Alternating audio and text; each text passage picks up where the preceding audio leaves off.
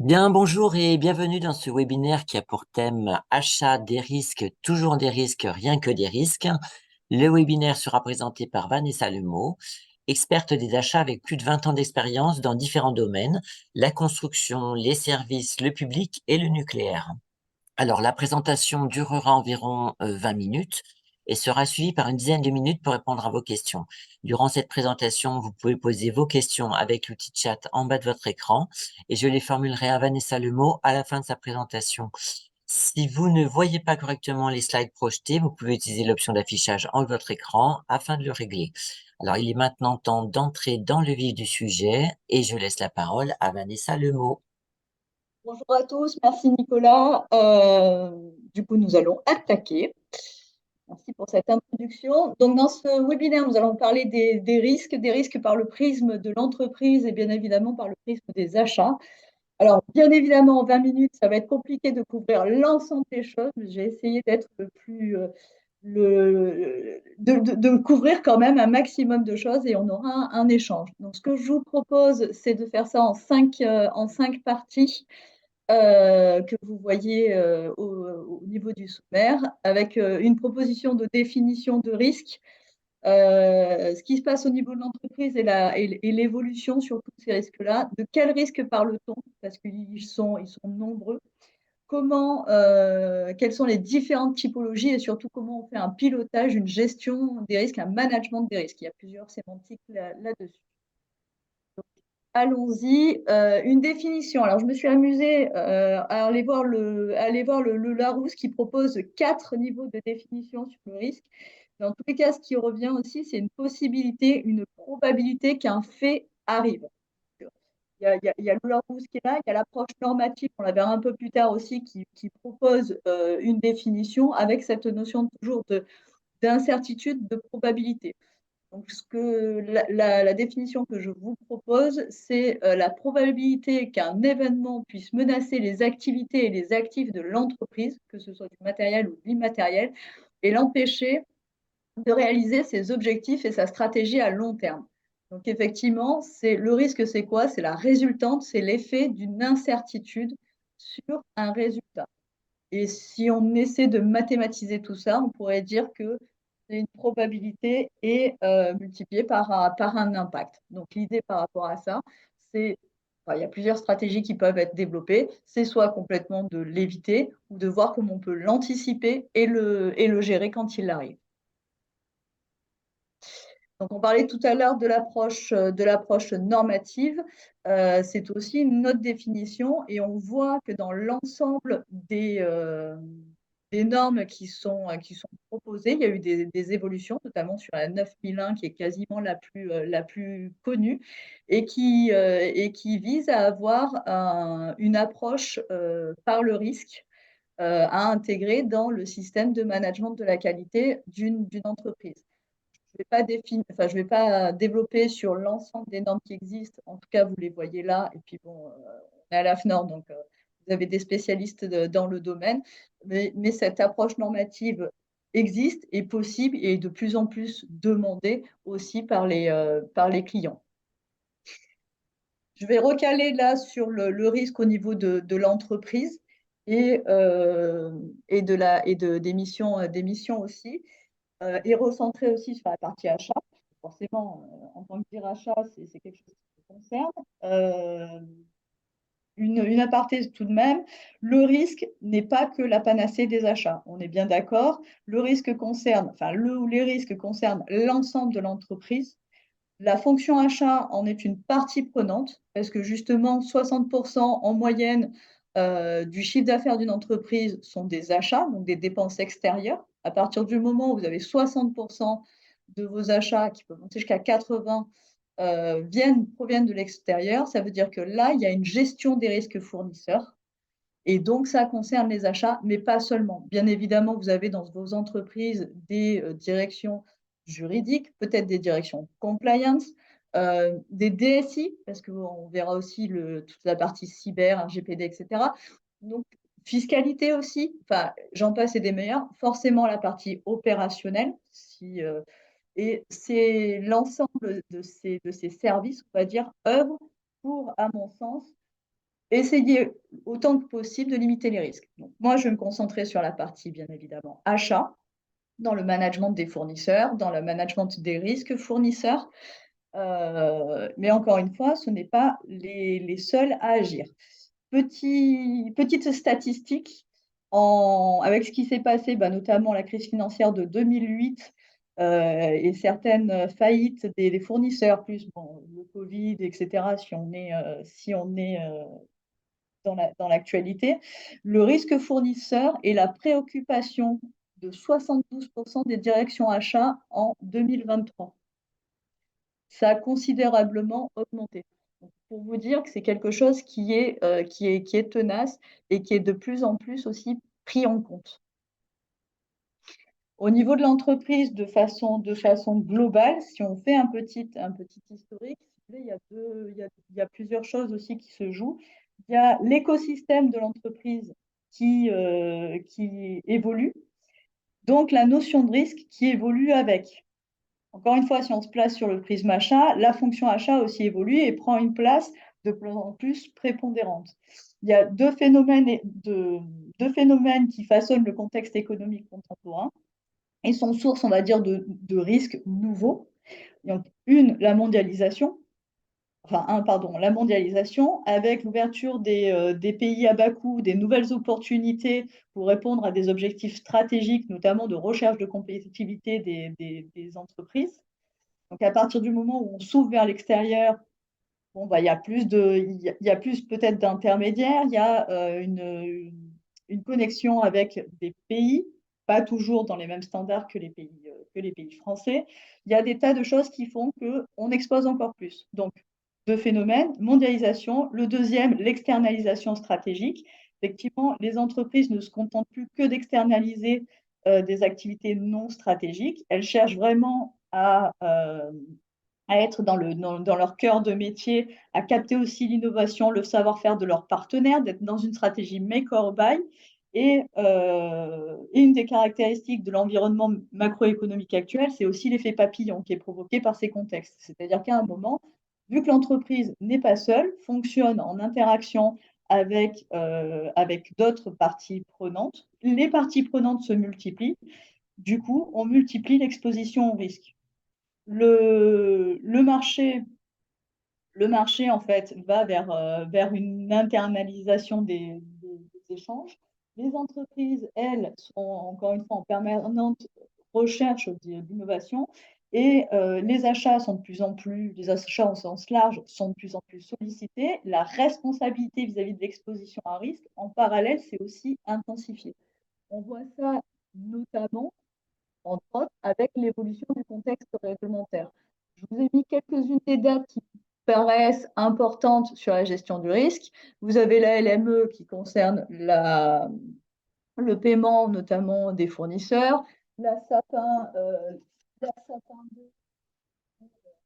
Alors, Vanessa, on a un petit problème de micro, donc si tu pouvais, ouais, peut-être vérifier de ton côté et reprendre, s'il te plaît. Est-ce que vous m'entendez là? Là, on t'entend pas très très bien. Ah bon? Oui, là, ça va mieux. Là, ça va mieux. Comme ça D'accord. va mieux. Voilà. Ok, bon, Merci. désolé. Donc, je disais, on était sur l'entreprise, donc l'entreprise avec des interactions, une ouverture plus grande, donc une exposition au risque, et un contexte réglementaire qui aussi contraint davantage les entreprises. J'ai cité, vous voyez là quelques lois qui obligent les entreprises et bon, les protègent aussi, mais fait que l'exposition au risque est de plus en plus importante. Euh, donc, bien évidemment, tout ça est à relativiser aussi avec le contexte de l'entreprise en question. Entre une société qui fait de la propriété intellectuelle franco-française et une entreprise qui va faire de l'exportation de bois avec les notions de traçabilité dans les pays étrangers, bon, c'est pas la même exposition non plus. Donc, warning, mais aussi à édulcorer avec un contexte, bien évidemment. Les risques, donc de quel type de risque parle-t-on? Encore une fois, sur cette partie-là, on peut en citer des tonnes. Je suis partie du postulat que les principales catégories de risques sont là-dessus, sont financiers. Donc, par rapport à un fournisseur ou un sous-traitant, des risques de faillite, des risques, vous avez aussi du change, quand vous intervenez dans des pays, étrangers. Il y a différents risques financiers qui existent, des risques contractuels et réglementaires. Réglementaires, on les a vus tout à l'heure. Contractuels sur le non-respect des contrats que vous faites avec vos fournisseurs ou avec vos clients. Il y a des risques inhérents, bien sûr, à l'opérationnel, au métier, à l'opérationnel, dans la façon de délivrer. Il peut y avoir de la rupture, du retard de production. On l'a vu en 2022 où, par exemple, sur les composantes électroniques, où c'était très compliqué. Donc là, il a fallu gérer ce risque-là et changer et être innovant, on va dire. Euh, Vous avez aussi des risques liés, ce qu'on appelle des risques sociétaux ou réputationnels, qui sont liés aux dimensions éthiques, sociétales et environnementales. Là, on parle d'emploi des enfants, par exemple. Et donc là-dessus, ça entache l'image de l'entreprise. Une autre façon de catégoriser, on va dire, des risques. Voilà, je vous en propose d'autres. Vous retrouvez les financiers, vous en retrouvez certains. On peut aller plus loin. Mais globalement, en termes de risques, dès qu'on parle de risques financiers, opérationnels, contractuels et, euh, et sociétaux, on a fait le tour des grandes catégories des risques majeurs qui se déclinent après sur plein de choses. Donc, au niveau des risques, à partir du moment où on a un risque, voire plusieurs risques, ce que je disais tout à l'heure, on peut faire une stratégie d'évitement et on peut aussi piloter ce risque et ces risques, avoir une gestion de risque afin, afin de limiter l'exposition de l'entreprise. Donc, un certain nombre de mesures à prendre pour gérer ça. Alors, je vous en propose un. Encore une fois, c'est une vision des choses. En tout cas, à mon sens, face au risque, un acheteur, et encore une fois, pas que, il y a plusieurs parties prenantes, doit déjà, les identifier, de quoi on parle. Alors, tout à l'heure, on a vu les différentes catégories de risques. Là, c'est dans l'entreprise, de quel risque parle-t-on, comment je fais pour les évaluer, pour me gérer au mieux ces événements. Est-ce que je peux les anticiper? Est-ce que je peux anticiper leur impact sur l'entreprise? Et comment je fais pour les maîtriser sur l'ensemble du process achat de l'entreprise? En termes de définition et d'identification, le plus simple, c'est un peu back to the basic, c'est de se dire je fais une cartographie de mes fournisseurs. En gros, j'achète quoi? C'est toujours la même approche, de dire qu'est-ce que j'achète, comment je l'achète, dans quel volume je l'achète. Donc ça veut dire bien connaître son périmètre d'action, savoir dans le comment j'achète, est-ce que j'achète que de la fourniture, est-ce que j'ai recours à la sous-traitance. Là encore, ça sera un webinaire à part entière sur la sous-traitance parce que gros warning, gros risque et grosse obligation de l'entreprise.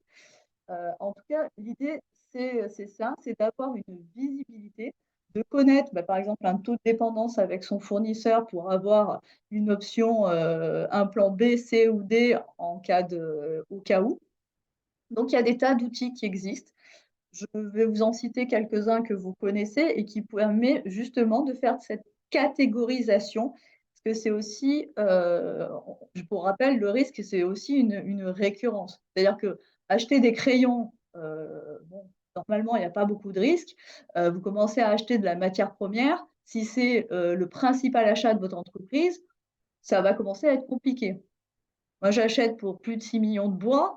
On se penche sur la question et c'est hors de question de passer en dehors des contrats cadres parce qu'on sait qu'il y a une traçabilité pour plein de raisons. Et là, je couvre mon risque quelque part. Voilà, pour être un peu plus concrète. Donc, en termes d'outils, je vais vous en citer plusieurs que vous connaissez. Euh, que ce soit la matrice tragique qui permet justement d'avoir cette notion de je quantifie mes achats, enfin, je sais ce que j'achète, je catégorise. Hein, j'achète du transport, j'achète de la matière première, de la quincaillerie, etc. OK, donc ça, c'est une première chose. Et maintenant, ces achats, comment sont-ils au sein de mon entreprise? Est-ce que ce sont des achats stratégiques, des achats simples? Et en fonction, en fait, de la réponse à ces questions-là, je mets en face une stratégie qui va bien. Vous avez d'autres matrices comme la matrice des risques. Je vous ai mis par exemple, ça reprend exactement ce qu'on disait tout à l'heure. C'est-à-dire que c'est quel est l'impact en interne et quelle est la probabilité d'occurrence, c'est-à-dire est-ce que je le fais de façon euh, qui revient, est-ce que j'achète beaucoup de matières premières? Est-ce que j'en achète régulièrement ou est-ce que c'est un one-shot? Ça permet vraiment de positionner. Et une autre matrice que j'aime bien, c'est la matrice SWOT, qui permet aussi, qui présente l'avantage de synthétiser aussi les forces et les faiblesses d'une organisation. Donc, au-delà des achats, cette matrice peut être utilisée sur l'ensemble de l'entreprise et permet de voir les lacunes et de mettre, le cas échéant, les réponses qui vont bien. Voilà. Il y en a beaucoup d'autres, on pourra partager tout à l'heure, mais l'idée première, c'est vraiment je caractérise, j'identifie ce que je fais, je caractérise, et en fonction, la solution que j'apporte pour pallier à ça. Donc la matrice, on en a parlé. Et après, en interne aussi, ce que je préconise, c'est d'avoir des processus, forcément, ou des règles du jeu. Je sais qu'il y a certaines entreprises qui sont allergiques aux mots procédure, processus, etc. D'avoir une certaine gouvernance aussi des fournisseurs, notamment, parce que savoir connaître ses fournisseurs, c'est hyper important pour pouvoir, le cas échéant, pallier à une rupture, à un fournisseur qui est racheté et on se retrouve sur un marché monopolistique où là, les leviers de négo sont moindres, etc., etc. Plus l'information est partagée et maîtrisée, meilleure est la gestion du risque, à mon sens, et là, justement, la prévenance vis-à-vis de ce risque. J'en cite d'autres aussi là. On n'a pas le temps de le faire en séance, mais effectivement, la compliance, c'est-à-dire faire des enquêtes aussi sur les fournisseurs, des enquêtes de réputation. Parce que dès que vous êtes associé à un fournisseur ou un sous-traitant, c'est aussi l'image de votre entreprise que vous embarquez là-dedans. C'est on va dire que c'est quelques réponses que je vois à une gestion du risque.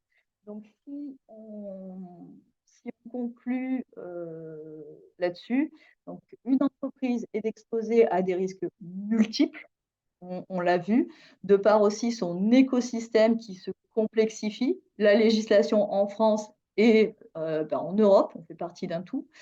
Il y a la concurrence, il y a des exigences. Et là-dedans, pour moi, l'entreprise, avec ses directions compliance, juridique, achat, doit en tout cas, pour se protéger, identifier ça, évaluer, parce qu'effectivement, quelquefois, on n'a pas le choix, mais quelles sont les conséquences? Anticiper aussi l'impact sur l'entreprise et maîtriser l'ensemble de ces aspects par différentes mesures et par différents outils permettant de savoir de quoi on parle. Sans être ayatollah, il y a un moment, l'entreprise a aussi un patron et il y a une gestion de risque qui est aussi ça, de se dire, bah oui, je sais que c'est risqué, mais j'y vais quand même, je connais les conséquences parce que j'ai pas le choix pour plein de raisons. Voilà. Donc mais comme je dis à mes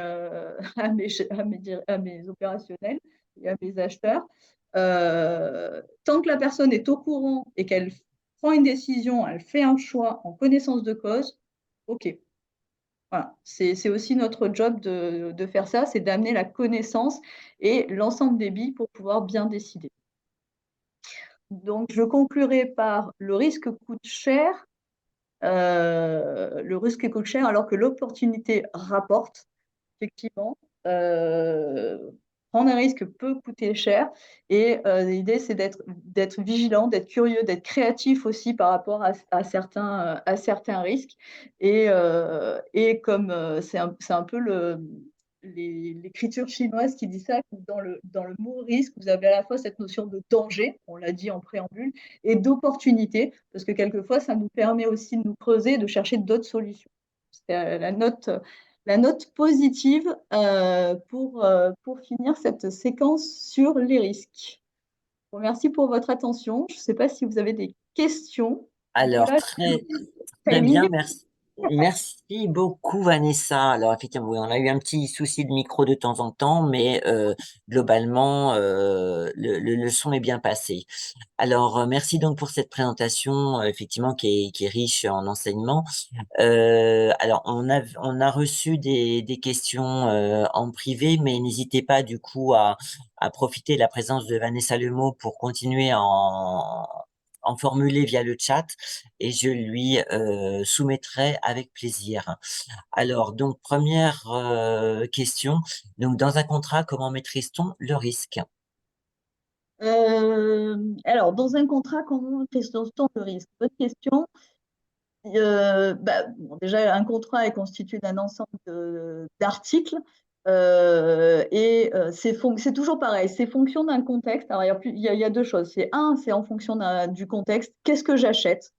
Déjà, est-ce que j'achète de la fourniture, de la prestation, de la sous-traitance? C'est pas la même réponse, c'est pas les mêmes réponses contractuelles, c'est pas les mêmes clauses. Qu'est-ce que j'achète en termes de la matière, et après, quel est le contexte global? Et la deuxième chose, c'est surtout la négociation avec la partie prenante. C'est-à-dire qu'on peut se dire, bah, tiens, mon client, dans mon contrat client, j'ai des pénalités, etc. Si j'essaie de les reverser pour la totalité à mon sous-traitant ou à mon fournisseur, s'il les accepte pas et qu'il signe pas le contrat, il n'y a pas de maîtrise. Donc il faut aussi qu'il soit équilibré et qu'il y ait une discussion en amont. L'idée, c'est vraiment d'avoir, enfin, l'acheteur qui arrive au dernier moment, je finis la négo, je fais un contrat un peu trame de contrat. Pour moi, c'est pas efficace. S'il connaît l'ensemble du contexte et qu'il arrive à mesurer les jalons de livraison, par exemple, quels sont les risques, quelles sont les pénalités. Enfin, c'est vraiment une discussion. Est-ce que c'est un contrat d'un an, 2 ans, 3 ans? Est-ce qu'on fait une révision? En ce moment, les prix sont quand même un questionnement assez fort. Des contrats de 3 ans à prix fixe, ça se ferait rarement en fonction des matières. Comment je revalorise? Quels sont les indices? Donc voilà, la réponse à cette question est quand même assez plurielle et dépend aussi du contexte. Très bien, merci Vanessa. Alors, il y a Vincent Leroux-Lefebvre qui intervient donc par rapport à ta dernière partie qui souligne que c'est le risk mitigation. Donc, je ne sais pas si tu peux nous en parler un peu ou si Vincent peut développer dans le chat. Et une autre intervention de Vincent qui dit totalement d'accord avec vous, un acheteur ne doit pas être focalisé sur la négociation. Alors, pendant que Vincent développe le risk mitigation, je vais poser une autre question qu'on a reçue. Donc, l'équipe achat ou l'entreprise est-elle sensibilisée à cette vision de risque? Alors, l'équipe achat, oui et non. En fait, ça dépend des acheteurs. En tout cas, enfin, dans mon équipe, ça dépend des acheteurs et ça dépend des commodités, des familles achats qu'ils ont. L'acheteuse qui est sur le transport, par exemple, l'est, avec les Incoterms, etc., etc., mais pas. Ils le sont à des degrés différents. Et au niveau de l'entreprise, si on parle d'opérationnel, ça dépend les opérationnels, ou alors ils ferment les yeux pour, pour avancer. Donc c'est un peu un combat de tous les jours d'avoir cette vision risque et surtout dans une entreprise où la maturité achat et pas au maximum, on va dire, d'arriver à avoir cette approche en disant: «Mais c'est aussi dans mon job, cette gestion des risques, pour t'aider». Donc voilà, donc c'est pareil, c'est de la pédagogie. Alors, merci à nouveau Vanessa pour cette réponse. Alors, on avait aussi Émilie qui avait souligné la matrice de Kraljic, mais c'est tombé pile au moment où tu en as parlé. Donc voilà, c'était juste pour souligner Ah bah, ça. comme ça, on est raccord. C'est ça, exactement. Donc tout le monde suit, tout le monde suit. Et alors, une question, et côté fournisseur, comment cela se matérialise? Côté fournisseur, encore une fois, alors déjà, je pense qu'il faut cibler ses fournisseurs. Ça passe par l'analyse, parce que généralement, dans une entreprise, on a des milliers de fournisseurs. On va se concentrer sur les principaux, soit parce qu'ils sont monopolistiques, soit parce que l'achat qu'on fait auprès d'eux, soit c'est parce que c'est des achats stratégiques, on va dire. Moi, je préconise d'avoir déjà des RFI, enfin, d'avoir des informations sur ces fournisseurs, de connaître leur marché, de connaître leur chiffre d'affaires, d'avoir une petite analyse aussi financière pour voir la solidité. Pourquoi pas une analyse compliance pour voir la réputation et comment ça évolue, les suivre juridiquement. Et après, c'est aussi des rencontres. C'est en bossant avec eux. Moi, généralement, sur les fournisseurs principaux, je fais ce que j'appelle une business review au moins une par an pour faire un retour sur le business, justement, ce qui s'est bien passé, mal passé, et de voir l'évolution de l'entreprise. Je pense qu'il faut être vraiment en contact avec eux et essayer de pallier autant que possible les évolutions. Et aussi, ça permet aussi d'avoir un radar allumé et de voir les opportunités d'une entreprise qui développe un nouveau produit, qui rachète un concurrent. Enfin, les deux sont là. Il y a une gestion du fournisseur. Alors, merci, merci. Alors, donc, nous avons des précisions de la part de Vincent Leroux-Lefebvre. Alors, l'analyse du risk mitigation est l'équilibre entre l'opportunité de réaliser l'action au regard de l'impact de celui-ci. Par exemple, si je décide d'acheter cette matière ou ce produit chez tel fournisseur, quel est le risque que je prends au regard de l'impact PNL? Voilà. Oui, oui, bah c'est exact. Oui, je sais pas s'il y avait une question par rapport à ça, mais Non, je pense que c'était juste un complément d'information, en fait, je suis une parfaitement en réaction, une ligne. réaction. Je suis parfaitement en ligne avec ce que dit Vincent. C'est que quelquefois, on sait qu'on prend un risque. Mais on sait que ça peut rapporter, et on le prend. On le prend parce qu'on le fait en one shot et on se dit, bah, ça va passer, et ça passe. Et parce qu'on a aussi des obligations en termes de PNL des entreprises, on n'est pas des associations. Ouais, je suis parfaitement en ligne avec ton analyse, Vincent. Alors, une question aussi. Alors, le pilote du processus achat devrait avoir des connaissances sur l'identification, la maîtrise des risques? Non. Donc, c'est une question. Donc, est-ce que le pilote du processus achat devrait avoir des connaissances sur l'identification, la maîtrise des risques? Parce que risque égale prévention. Voilà. Donc, c'est à la fois une question-réaction. D'accord. Oui, si c'est une réaction, oui, parce que comment piloter quelque chose sans connaître et comment piloter, encore une fois, des achats sans avoir cette notion de risque, et notamment, enfin, ne serait-ce que si on parle des différentes législations. Si on prend par exemple les histoires de sapin 2 sur les vigilances, on a des obligations aussi enfin, l'entreprise a des obligations, notamment par rapport aux tiers, que sont les fournisseurs. Un pilote qui ne connaît pas cette partie-là, c'est un peu compliqué. Il ne fait pas son job jusqu'au bout. Oui. Alors, nous n'avons plus de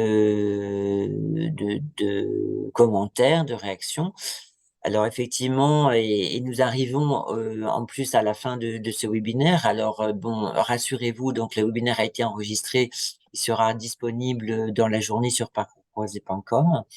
Je vous invite également à rejoindre donc les groupes de discussion dédiés aux achats, pardon, sur Parcours Croisé afin d'interagir avec vos pairs et retrouver de nombreux articles déjà publiés par nos auteurs, dont Vanessa Lemeau et Vincent Leroux-Lefebvre notamment. N'hésitez pas à liker ou commenter afin d'enrichir les débats. Je vous remercie d'avoir suivi ce webinaire et je remercie tout particulièrement donc Vanessa Lemeau pour sa présentation et son partage d'expertise.